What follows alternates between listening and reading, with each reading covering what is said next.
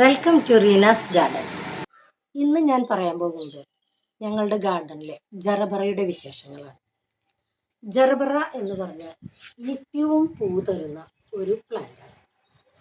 ആദ്യമൊക്കെ എൻ്റെ കയ്യിൽ പീച്ച് കളർ, ഈ കളർ മാത്രമേ ഉണ്ടായിരുന്നുള്ളൂ.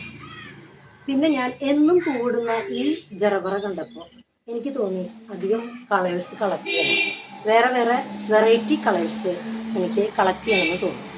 അതുകൊണ്ട് ഞാൻ വൈറ്റ്, പിന്നെ ഞങ്ങളുടെ വീട്ടിൽ വൈറ്റ്, റെഡ്, ഇപ്പോൾ ഞങ്ങളുടെ വീട്ടിലേക്ക് അതിഥിയായി വന്ന ഒരു ഓറഞ്ച്, ഇതൊക്കെയാണ് ഞങ്ങളുടെ വീട്ടിലെ ജറബറയുടെ വിശേഷം.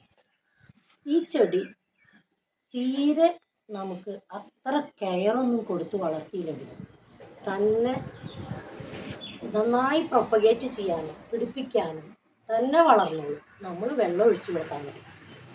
പിന്നെ ആഴ്ചയിലൊരിക്കൽ പഴത്തിൻ്റെ തോലും മുട്ടത്തോടും അരച്ച് ആ ലിക്വിഡ് ഒഴിച്ചു കൊടുക്കും. അപ്പോൾ ചെടികൾക്കുള്ള കാൽസ്യക്കുറവും പൂവുണ്ടാവാൻ ഈസി ആയിട്ടിരിക്കുകയും ചെയ്യും. അതുകൊണ്ട് കുറേ പൂക്കൾ ഞങ്ങൾക്ക് തരും. നിത്യവും ഗാർഡനിൽ പൂവ് ഉണ്ടാവുന്നത് ഇങ്ങനെയാണ്. ഈ ജറബറ എത്ര വേണമെങ്കിൽ നമുക്ക് പ്രൊപ്പഗേറ്റ് ചെയ്യാം. ഒരു പ്ലാന്റ് വളർത്തിക്കഴിഞ്ഞാൽ ആ പോട്ട് ഫുള്ളും നിറയും.